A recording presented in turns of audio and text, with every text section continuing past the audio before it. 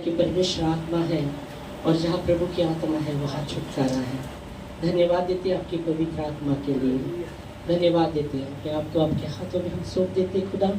और जैसा आपका वचन आता है खुदावंत यीशु, हम प्रार्थना करते सुनने वाला कान, समझने वाला मन दीजिएगा और आपका वचन हमारे जीवन में कार्य करके 100 गुना फल प्रभु आपकी महिमा के लिए, यीशु मसीह के नाम से, आमेन आमेन।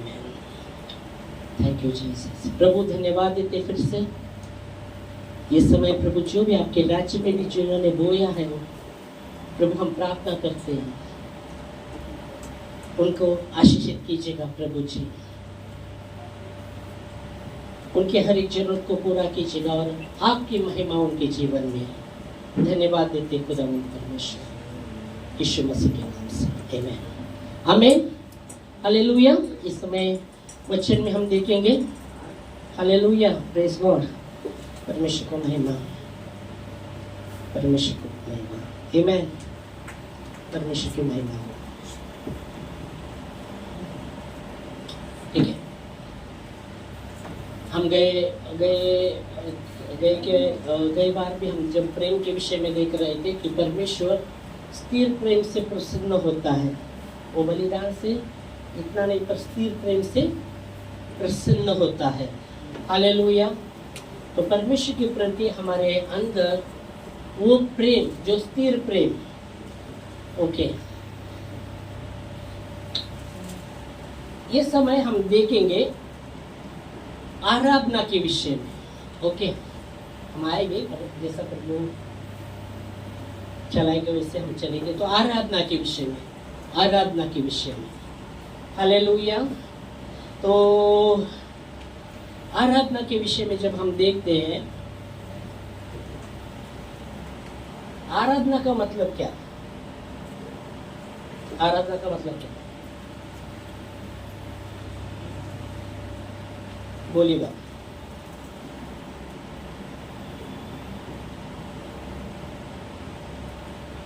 आराधना का मतलब क्या, बोलो, जो भी समझते हैं आप। आराधना का मतलब क्या? स्तुति का अलग है, आराधना अलग है। ओके, स्तुति आराधना ऊपर जाती है, आशीष लेके नीचे आती है। आमीन। ओके, आराधना का मतलब, हाँ, जो भी समझते हैं वो बात करिएगा। आराधना का मतलब समझना है हमें। आराधना, हम आराधना करते हैं ना प्रभु के, करते ना आराधना, करते ना, उसका मतलब क्या है? क्या सिर्फ गाने के लिए आप गाते हैं? उसका मतलब भी मालूम नहीं तो क्या? आराधना का मतलब क्या है? बोलेगा, जो भी आपको पता है वो बोलेगा। ओके, जो भी पता है, नहीं पता भी फिर भी अनुमान लगा सकते हैं। आप आराधना करते हैं ना, इसलिए अनुमान तो लगा सकते हैं। इसका मतलब मैं समझता हूँ ये हो सकता है, जो भी। ओके, सही, जो भी अनुमान आप लगाते हैं आराधना करें। चलो बोलिएगा।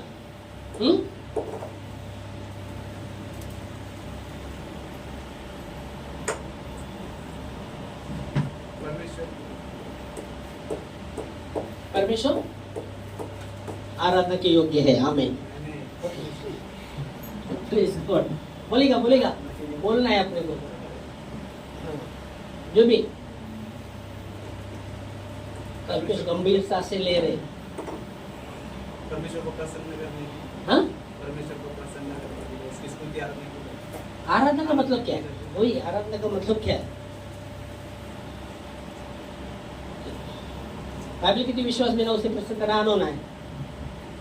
ओके, तो आराधना का मतलब क्या है? अपने को आराधना का मतलब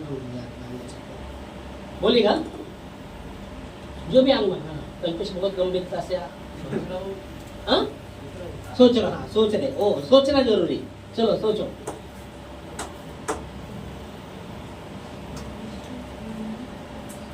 सोचना जल्दी है, सोचना बहुत जरूरी है, सोचना। अनुमान लगाइएगा, जो भी आप अनुमान लगाते हैं। आराधना का मतलब क्या?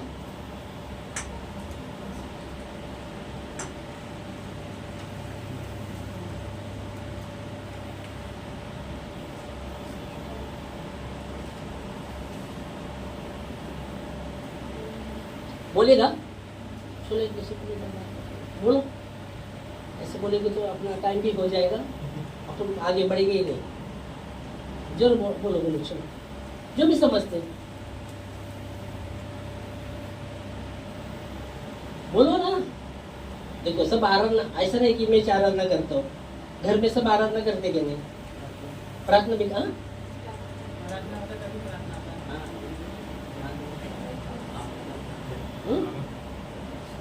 आराधना का मतलब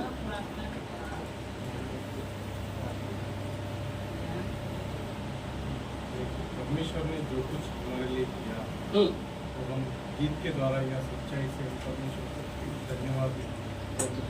आपको धन्यवाद का मतलब है, आराधना का मतलब मुझे पता। उसमें आराधना में धन्यवाद भी आता है, वो प्रेज को तो उसमें प्रशंसा भी होता है, धन्यवाद भी होता है।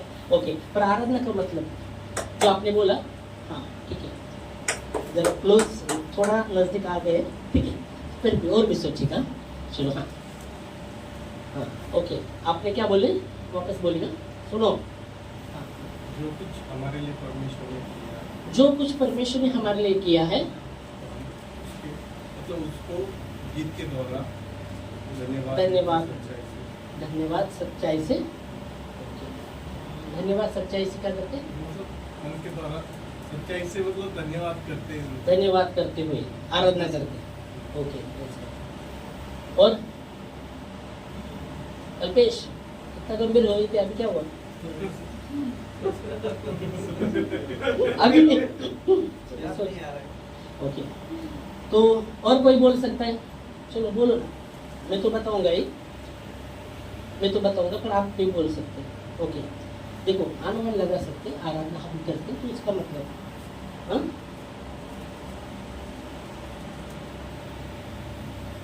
बोलिएगा।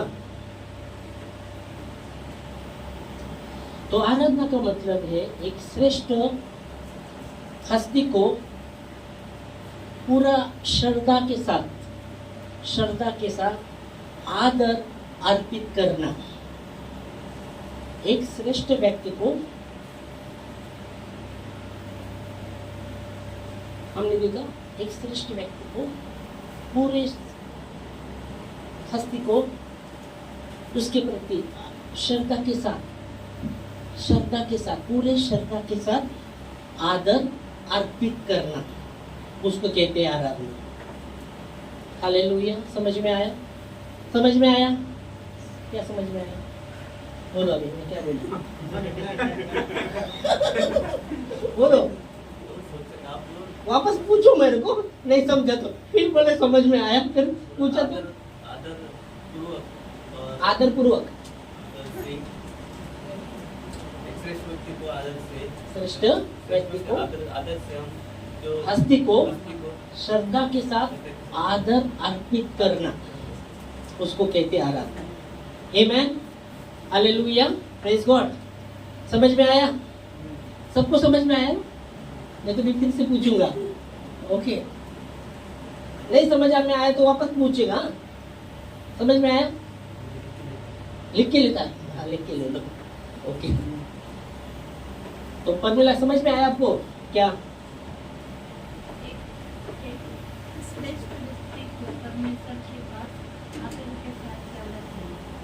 एक श्रेष्ठ व्यक्ति को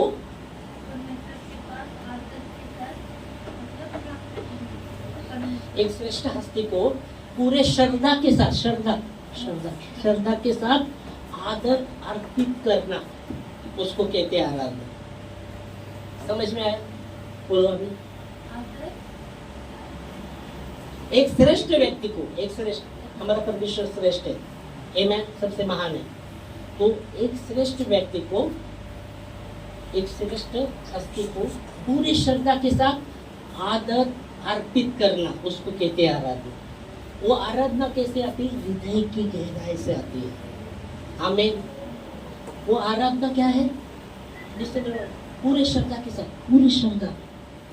पूरे श्रद्धा के साथ आदर अर्पित करना एक श्रेष्ठ हस्ती को, मतलब हमारे परमेश्वर जो सबसे श्रेष्ठ है, उनके प्रति हम आराधना के विषय में देख रहे हैं।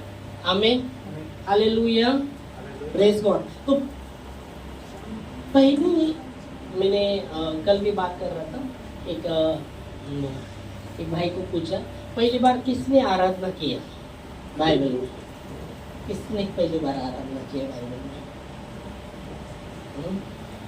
किसने किया? स्वर्ग, हाँ, वो स्वर्ग परमेश्वर के दूत छोड़ के मनुष्य में, ओके, मनुष्य में, ओके, किसने पहले आराधना की? किसने किया? आइए वचन हम पढ़ेंगे, उत्पत्ति 22:5 में। यह अब्राम अपने सेवक को कहता है, तू यहाँ रुक, हम दोनों जाकर, हम पढ़ेंगे वचन, चलो पढ़ेंगे 22:5। अब्राहम के विषय में हम देखते हैं। और उसने अपने सेवकों से या सेवक अनेक वचन है का? अनेक वचन है, मतलब 2 सेवक थे क्या? 4। कितने थे सेवक? कितने थे वहाँ? 1 था क्या 2 थे? 2 थे ना, 2 सेवक थे। तो अपने सेवकों से, हाँ, अनेक वचन आया, मतलब अनेक है, 2 थे कि 2 में। सेवकों से कहा, गदहे के पास यही ठहरे रहो, यह लड़का और मैं वहाँ तक जाकर और दंडवत करके फिर तुम्हारे पास लौट आऊंगा। तो हम देख सकते आराधना का और एक मतलब हम देखते दंडवत करना, परमेश्वर के सामने झुकना, दंडवत करना, परमेश्वर के सामने दंडवत करना।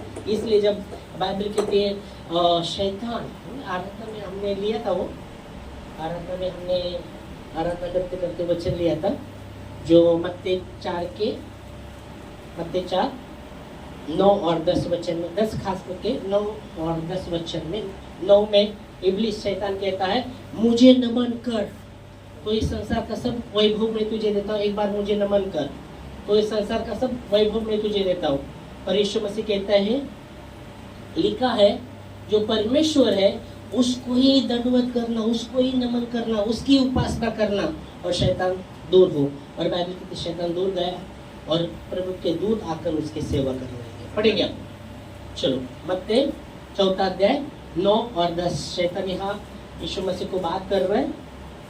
उससे कहा कि यदि तू गिर कितना 9 और 10, ओके, हाँ चलिए। तो फिर उससे कहा कि यदि तू गिर कर मुझे प्रणाम कर। अभी किसने कहा? तो 8 से हमको पता चलेगा, इब्लीस का 8 से पढ़ेगा, चलो 8 से। शैतान उससे एक बहुत ऊंचे पहाड़ पर ले गया और सारे जगत के राज और उसका वैभव हाँ। दिखाकर उससे कहा कि यदि तू गिरकर मुझे प्रणाम कर तो मैं यह सब कुछ तुझे दूंगा। तब यीशु ने उससे कहा, हे शैतान, तू दूर हो जा, क्योंकि लिखा है कि तू प्रभु अपने परमेश्वर प्रणाम कर और केवल उसी की उपासना कर। और फिर बाइबल कहते शैतान चला गया, हाँ, शैतान चला गया और दूत आकर उसकी सेवा करने लगे। आमीन। तो यहाँ आप देख सकते हैं आराधना करना, इसलिए बोला जो श्रेष्ठ हस्ती के प्रति श्रद्धा और आदर के साथ आदर अर्पित करना, प्रेज़ गॉड। तो आराधना का मतलब वो है। और यहाँ आप देख सकते हैं पहले आराधना यहाँ आप देखते कि अब्राहम परमेश्वर की आराधना करते हैं, बाइबल कहती है पहली आराधना अब्राहम ने की। Praise God, hallelujah. तो आराधना बाइबल कहती है आराधना हम कैसे कर सकते हैं? आराधना बाइबल कहती है परमेश्वर को यूहन्ना में आप देखेंगे 4 अध्याय में, यूहन्ना 4 अध्याय में आराधना के विषय में यीशु मसीह उस सामरी शरीर से कहते हो, सामरी शरीर भी कहते हैं हमारे लोगों ने ये आराधना यहाँ किया, या फिर बाद में हम देखते जैसे उनका बातचीत चलता रहता है, फिर यीशु मसीह कहते हैं कि वहाँ भी नहीं किया जाए, अभी आराधना यहाँ भी नहीं किया जाएगा, वहाँ भी ये समय ऐसा समय आता है कि आराधना इधर ही नहीं किया जाएगा। फिर बाद में आके जाके जब बात करते हैं वो स्टोरी आपको पता है आगे जाके, पर खास करके हम इसमें आते 4 के 23 और 26 वचन में, क्योंकि बाइबल के पहले 24 पढ़ेंगे कि परमेश्वर आत्मा है और आवश्यक है उसके उपासक उसकी उपासना आत्मा और सच्चाई से करें, आत्मा और सच्चाई से उसकी उपासना करें। हम पढ़ेंगे यूहन्ना 4 अध्याय और 24 पहला पढ़ना, फिर 23 पढ़ना। पहला 24 पढ़ेंगे। परमेश्वर आत्मा है और आवश्यक है कि उसके भजन करने वाले आत्मा और सच्चाई से भजन करें। आत्मा और सच्चाई से उसका भजन करें। हालेलुया। परमेश्वर आत्मा है और उसके उपासक उसके भजन करने वाले आत्मा और सच्चाई से उसका भजन करें। और 23 वचन कहता है, परंतु वह समय आता है, हाँ वरन अब भी है, जिसमें सच्चे भक्त पिता की पिता का भजन आत्मा और सच्चाई से करेंगे, क्योंकि पिता अपने लिए ऐसे ही भजन करने वालों को ढूंढता है। और कौन सा ट्रांसलेट है और पढ़ेगा या भजन का आ गया और पढ़ो। और आपका मोबाइल आपका भजन ही लिखा है, सब में भजन लिखा है। ओके भजन, तो भजन या आराधना के विषय में कहा गया है कि आराधना आत्मा और सच्चाई से करे, क्योंकि परमेश्वर आत्मा है और आवश्यक है उसके उपासक उसकी उपासना आत्मा और सच्चाई से करे। आत्मा और सच्चाई, आत्मा और सच्चाई से करे, तो आत्मा और सच्चाई से उसकी उपासना करे। तो आत्मा और सच्चाई क्या है? चलो बाइबल स्टडी चल रही है। आत्मा उसकी उपासना आत्मा और सच्चाई से, मतलब कैसे? आत्मा और सच्चाई से बोलेगा, आत्मा और सच्चाई से कैसे? आराधना हम कर रहे हैं परमेश्वर की, हमने देखा आराधना का मतलब। अभी आत्मा और सच्चाई से उसकी उपासना करना है ना, आराधना करना है। तो आत्मा और सच्चाई का मतलब क्या? पूरे मन से, पूरे हृदय से, पूरे मन से, पूरे हृदय, पूरे आत्मा से। मतलब आधा आत्मा से नहीं, पूरे आत्मा से। ओके। तो आत्मा और सच्चाई से उपासना का मतलब पूरे मन से, पूरे मन से, पूरे प्राण से, पूरे आत्मा से, पूरे आत्मा से बोल दिया। और सच्चाई से क्या? चलो क्योंकि आत्मा से हो गया, आत्मा परमेश्वर की आराधना कैसे करें? आत्मा और सच्चाई से। तो आत्मा और सच्चाई, तो आपने बोल दिया पूरे मन से, पूरे आत्मा के साथ, पूरे। तो सच्चाई क्या? सच्चाई से, सच्चाई मतलब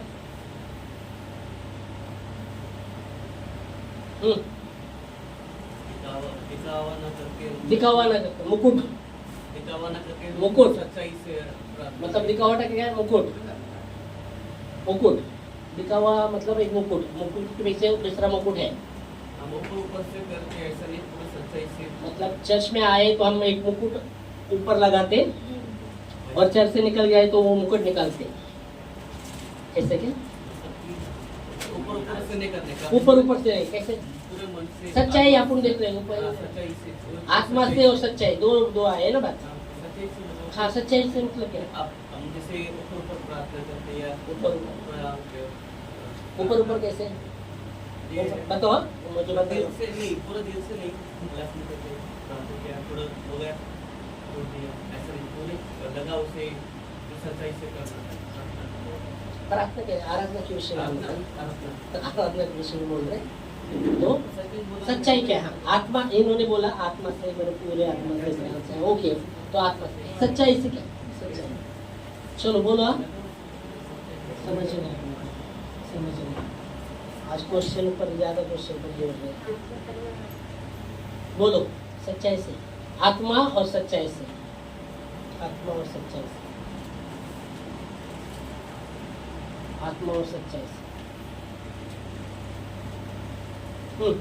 बोलो, चलो हृदय की गहराई से सच्ची श्रद्धा के साथ। हाँ, हमने लिखा आराधना पूरे सच्चे नहीं, हृदय की गहराई से लिखा, पूरे श्रद्धा के साथ। ओके, ये जब आत्मा का जब बात आता है, पूरा श्रद्धा के साथ, पूरी श्रद्धा के साथ। ओके, और सच्चाई का मतलब सच्चाई से, क्योंकि आत्मा और सच्चाई से मतलब सच्चाई के, चलो वापस सच्चाई पर आ गए।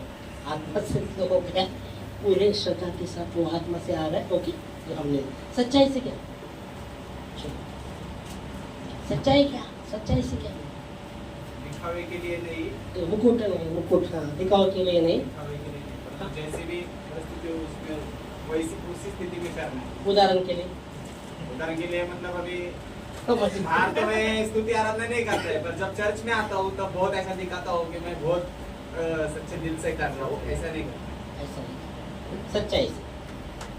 ओके, वही वो भी वही बोल रहे थे, यही बोल रहे मैंने बोला वैसे नहीं बोला, बराबर। खाली कि बताने का डायरेक्शन थोड़ा अलग अलग था ना। ओके, पर वही था। और कोई बोलने वाले, और कुछ अलग अलग कुछ बोलने वाले थे। अभी बात बताने का वही था, बताने का थोड़ा सा ये था। ठीक है, और अरे और कोई बोलेंगे, चलो बोलेगा। कोई कपट न रखते हुए, कोई कपट मतलब कपट कपट भी तो नहीं रख सकते ना प्रभु के सामने। तो इसमें प्रेम निष्कपट हो, ऐसे लिखा है। प्रेम निष्कपट लिखा हुआ है, तो अभी बोलो सच्चाई से, कोई मुकुट नहीं। ये हो गया ऊपरी ऊपरी हो गया बात, ऊपरी ऊपरी। तुमने भी बोला ऊपरी ऊपरी, ऊपरी ऊपरी हो गया कि बाबा, जैसे उन्होंने बोला बाहर कोई मैं आ रहा हूँ, इधर आ, आपने बोला ओके, उसमें ही एंगल था प्रेस, जैसा मुकुट। तो सच्चाई क्या है, सच्चाई, सच्चाई श्रद्धा परमेश्वर के प्रति, ओ जो आत्मा की है उस पूरे श्रद्धा के साथ, श्रद्धा के साथ। ओके, सच्चाई क्या है, परमेश्वर का वचन। ये चाहता था मैं, सच्चाई, सच्चाई परमेश्वर का वचन, आत्मा और सच्चाई से। आपने क्या? क्वेश्चन पूछा ही है। अरे परमेश्वर का वचन सत्य है, हाँ, तो सच्चाई। परमेश्वर का वचन सत्य है ना। तो परमेश्वर की आराधना आत्मा और सच्चाई, हाँ, मतलब क्या, हम वही बताएंगे ना जो क्या? जो हमने बताया। आपने पूछा क्या वचन कैसे बताएंगे? वचन के साथ आराधना, वचन के साथ होनी है। आराधना ऐसे भी नहीं इतने, वचन के साथ होनी है। सच्चाई वचन है, सच्चाई तो यीशु है, यीशु हाँ है। सच्चाई, सच्चाई वचन है, वचन ही यीशु है, वचन ही परमेश्वर है। ओके, पर आत्मा और सच्चाई से मतलब हम आराधना कर रहे एक श्रद्धा के साथ, पर उसमें सच्चाई ही नहीं है, मतलब वचन ही नहीं है उसमें, तो वो आराधना नहीं रही। समझो, वो गीत गाने के लिए हो गया।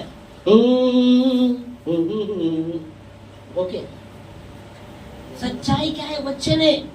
सच्चाई क्या है, बाइबल कहती परमेश्वर हृदय की सच्चाई से प्रसन्न होते। आपने वचन पढ़ा है, हृदय की सच्चाई से प्रसन्न होते। हृदय की सच्चाई मतलब सच्चाई क्या है, परमेश्वर का वचन है। आत्मा और सच्चाई से उसकी आराधना करे। ये आपने बोला ये ऊपरी ऊपरी बात हो गया है क्या, मुकुट वो हो गया, पर सच्चाई क्या है, परमेश्वर का वचन, परमेश्वर का वचन। जब हम श्रद्धा कर रहे, परमेश्वर की आराधना कर रहे आत्मा से, तो उसके साथ वचन होना है। प्रार्थना भी कर रहे, उसके साथ आप प्रार्थना कर रहे, पर उसमें वचन नहीं, वो प्रार्थना प्रभावित नहीं होगी। हालेलुया। समझ में आ रहा, हालेलुया। तो आप प्रार्थना कर रहे, बड़ी बड़ी प्रार्थना आप कर रहे, पर उसमें वचन ही नहीं, क्योंकि परमेश्वर वचन के द्वारा काम करते हैं।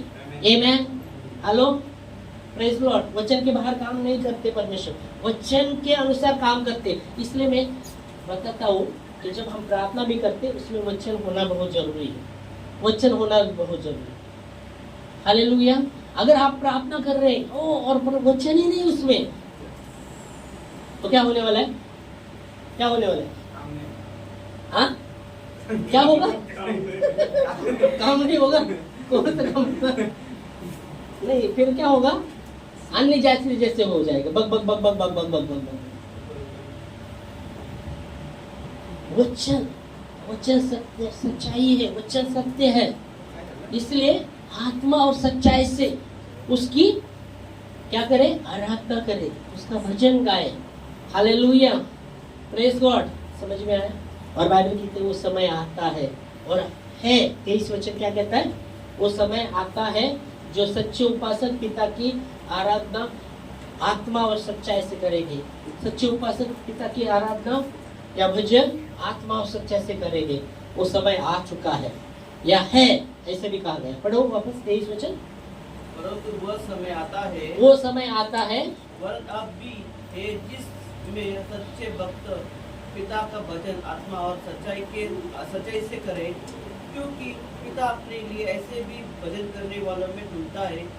परमेश्वर आत्मा है और अवश्य है कि उसके भजन करने वाले आत्मा और सच्चाई से भजन करें। आमेन। आत्मा और सच्चाई से उसका भजन करे। तो आत्मा और सच्चाई से कल्पेश पता चला क्या? हाँ, पूछो। हाँ, जाके घर पे पूछना क्या? आप पूछना, बराबर आंसर देखिए। हाँ, तो इधर हाँ करेगा, उधर बराबर करेगा, तो उधर बराबर बोलेगा कल्पेश। Praise God. तो आत्मा और सच्चाई से उसका भजन करें।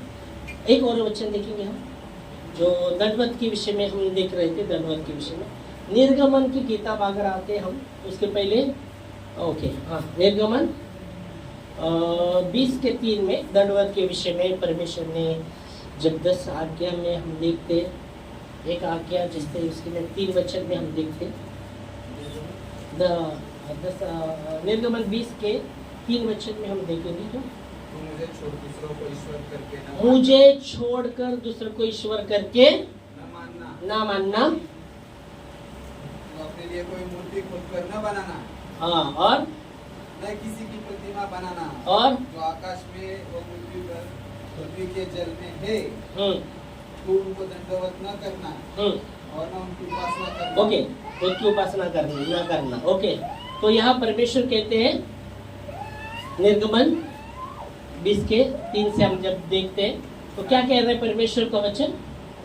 क्या वचन क्या है? मुझे छोड़ दूसरों किसी को ईश्वर न मानना, मुझे छोड़कर तू और किसी को ईश्वर ना मानना, और तो अपने लिए कोई मूर्ति खुद कर न बनाना, हाँ, तो अपने लिए कोई खोद कर मूर्ति ना बनाना, किसी की प्रतिमा न बनाना, हाँ, जो आकाश में वह पृथ्वी पर वह पृथ्वी के जल में है, तू उनको दंडवत न करना और न उनकी उपासना करना, न उसकी उपासना करना, क्योंकि मैं तेरा परमेश्वर यहोवा जलन रखने वाला ईश्वर हूँ, मैं तेरा परमेश्वर यहोवा जलन रखने वाला ईश्वर हूँ, और जो मुझसे भेद रखते हैं उनके बेटों पोतों और पर पोतों को भी पुत्रों का दंड दिया करो। ओके, दिया करता हूँ। ओके, इतना तो नहीं, आप लोग इतना बहुत आगे गए अपन, ठीक है। तो यहाँ वचन कहता है मुझे छोड़कर किसको ईश्वर ना मानना, ना उसकी प्रतिमा करना, ना उसके मूर्त बनाना, ना उसको झुकना, क्योंकि मैं परमेश्वर क्या कहे, जलन रखने वाला परमेश्वर है। हालेलुया। परमेश्वर जलन रखने वाला परमेश्वर है।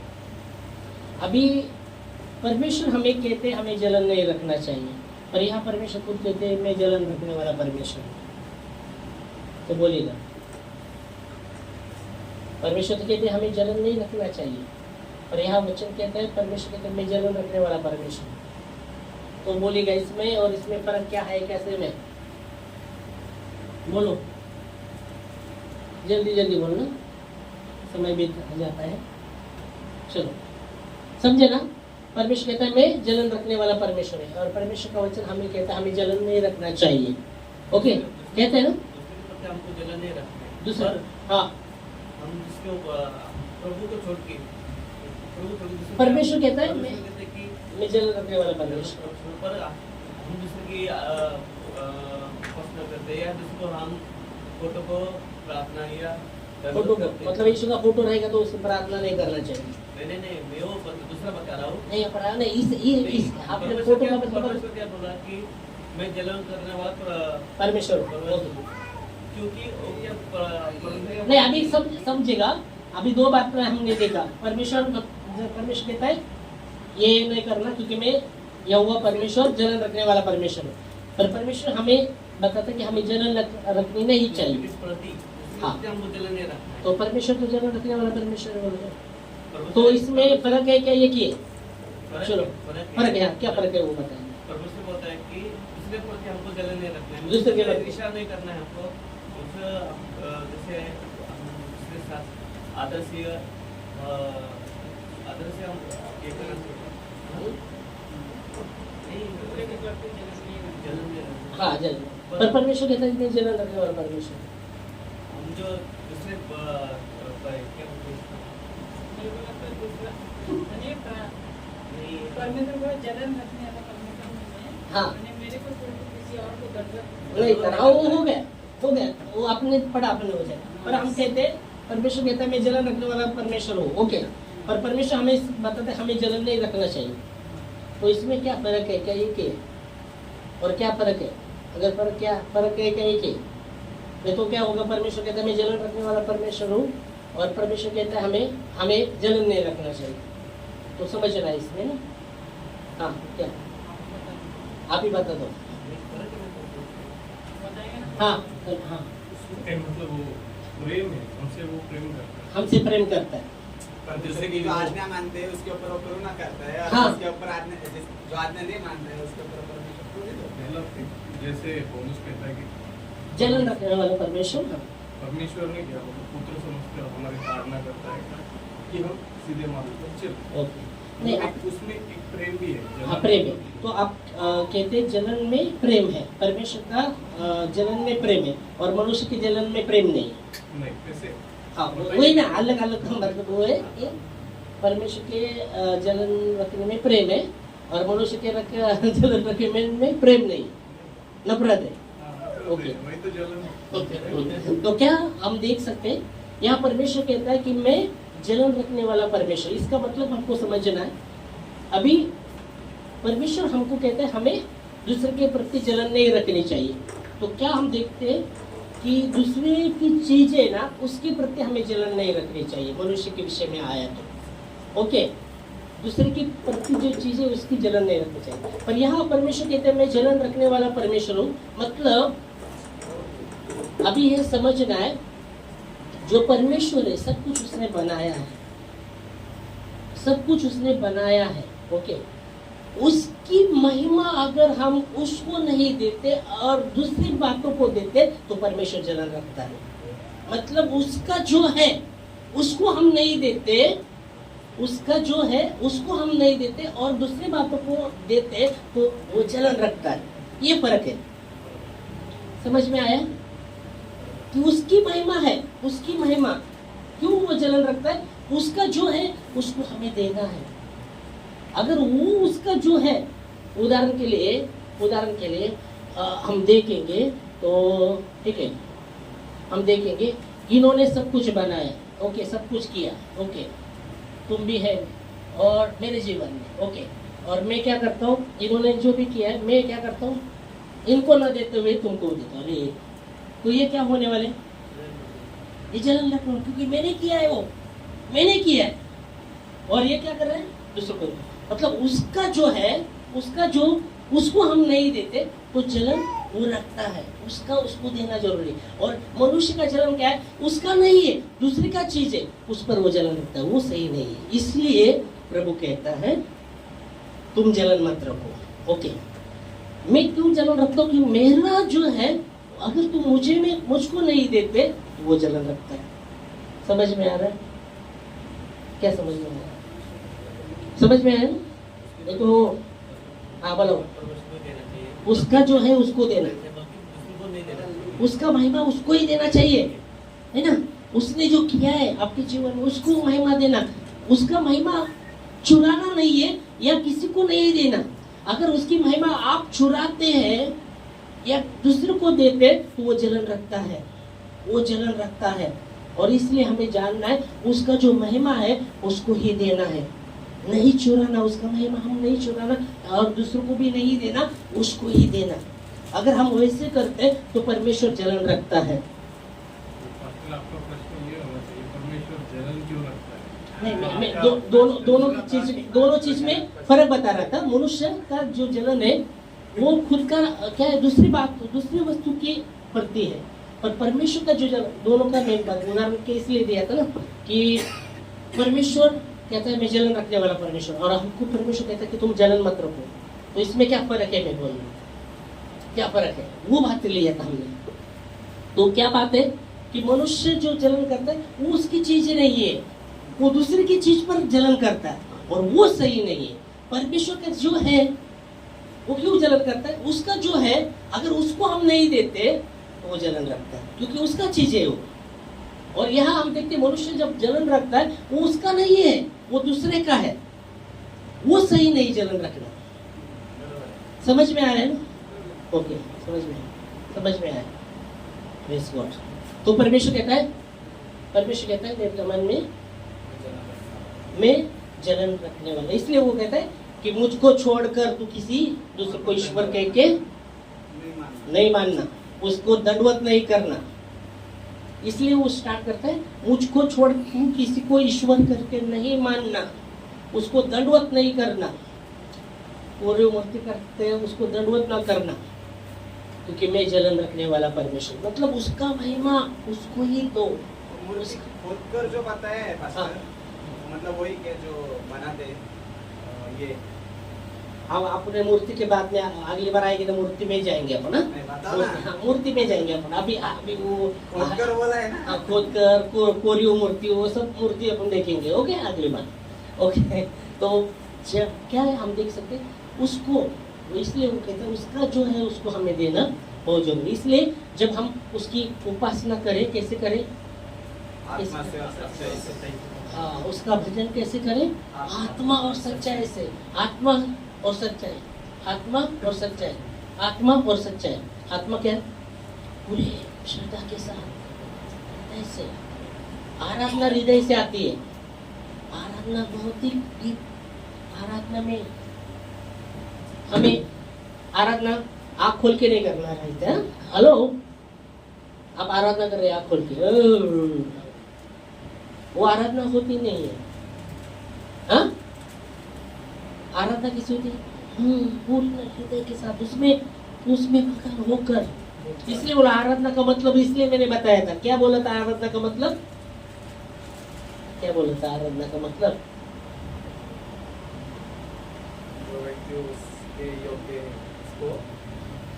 जो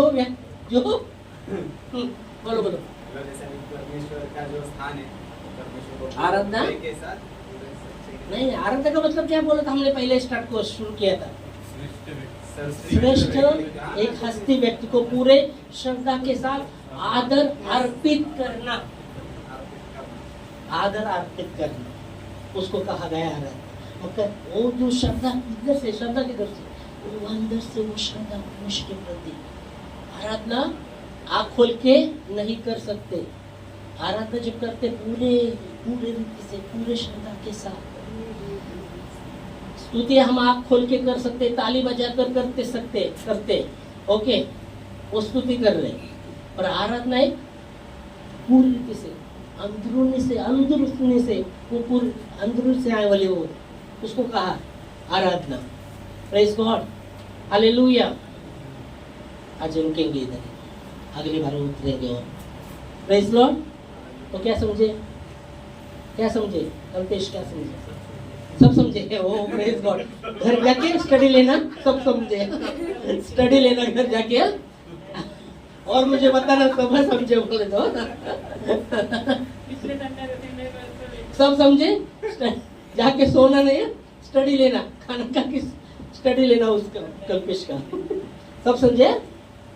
ओके, तुम स्टडी लो, मेरे को बताओ। अभी ऊपर आप मीटिंग करेंगे ना, तो ये ले लेगा, अभी जैसे आपने बताया ना मूर्ति के बारे में पिछले सप्ताह में करूँगा। हाँ, मैंने स्तुति जो आराधना हम करते हैं, आराधना और स्तुति, आप स्तुति में क्या बोला, हाथ ताली बजा के हाँ, आराधना क्या फर्क है, वो भी। हाँ, ओके, प्रेज गॉड। इस समय हम खड़े होंगे प्रार्थना में। धन्यवाद देते खुदावंत यीशु आपके वचन के लिए, धन्यवाद देते आराधना हम आपको आराधना दें। प्रभु जी आपके वचन में लिखा गया है